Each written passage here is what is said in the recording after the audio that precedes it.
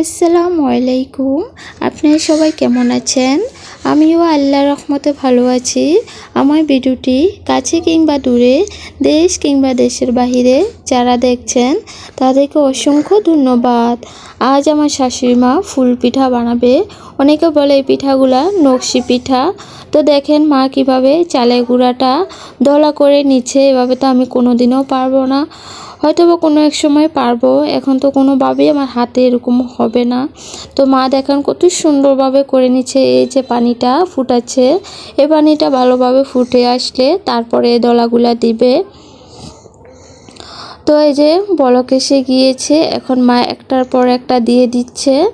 তো মা ভয় পাচ্ছে যে সবগুলো দিলে যদি ভেঙে যায় তার জন্য। তো ভাবি বলতেছে যে না, ভাঙবে না, আপনি দেন, সবগুলা দিয়ে দেন একসাথে, কোনো সমস্যা নেই।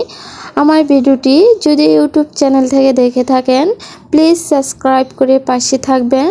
আর পুরাতন আপু ভাইয়াদেরকে অসংখ্য ধন্যবাদ। তো এই যে দেখেন এটা ভালোভাবে সিদ্ধ করে নিয়েছে। তো এখন নামিয়ে এটা গুঁতেইয়া তারপর ভাঙবে আর কি। তো আমি মাকে একটা একটা করে উঠায় দিব। এখন দেখেন এটা কিভাবে করছে। আমাদের কুমিল্লাতে এভাবে কিন্তু পিঠাগুলা করে না, অন্যরকমভাবে করে থাকে, কিন্তু কুমিল্লাতে এরকম নকশি পিঠা বানায় না। তো যে কোনো পিঠাই যদি বানায় তাহলে চালের গুঁড়াটা টেলে গরম পানি ফুটিয়ে তারপরে এভাবে মাখিয়ে মাখিয়ে বানায় আর কি।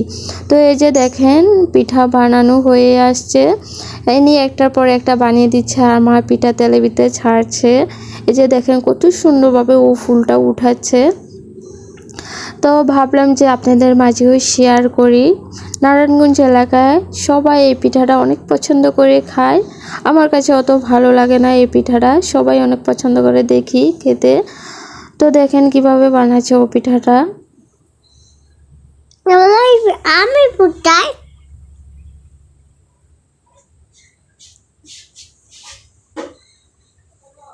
এদিকে আয়রা বলতেছে ওর মাকে তেল দিয়ে দেওয়ার জন্য, আবার কান্না করছে ফোনটা দিতে, ফোন দেখার জন্য। কি করবো, একটা যন্ত্রণা দেখেন বাচ্চা নিয়ে পিঠা বানাতে, তাও ও কষ্ট করে পিঠাগুলো বানিয়ে নিচ্ছে।